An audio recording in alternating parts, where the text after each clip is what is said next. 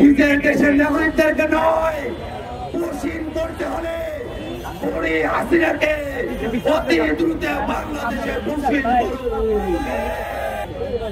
এই শেখ হাসিনা এবং আওয়ামী লীগ বাংলাদেশের মানুষের উপরে বিগত 16 বছর ধরে নির্যাতন, নিপীড়ন এবং গণহত্যা চালিয়েছে।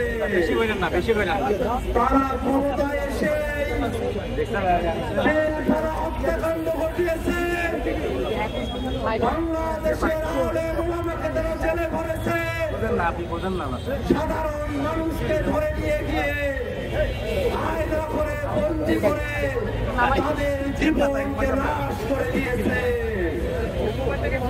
তারা শাপলা গণহত্যা ঘটিয়েছে।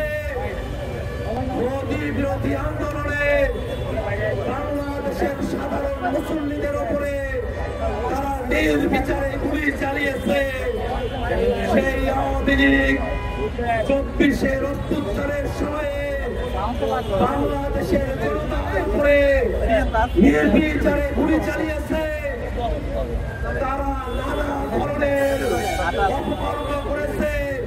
বাংলাদেশের মানুষকে তারা গুলি করে ক্ষান্ত হয় নাই, লাশগুলোকে পুড়িয়ে দিয়ে নৃশংস কায়দায় তারা বাংলাদেশে গণহত্যা সংগঠিত করেছে।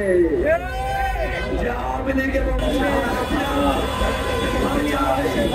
নিজের দেশের নাগরিকদেরকে নয়,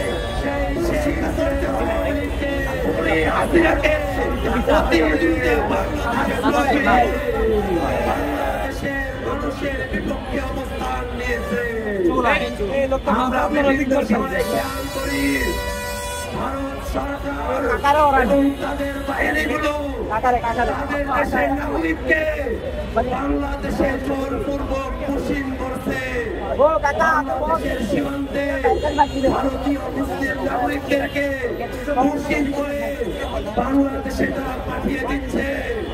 আমরা ভারত সরকারের কাছে বলতে চাই, নিজের দেশের নাগরিকদেরকে নয়, পুশিন করতে হলে হাসিনাকে অতি দ্রুত বাংলাদেশে পুশিন করুন।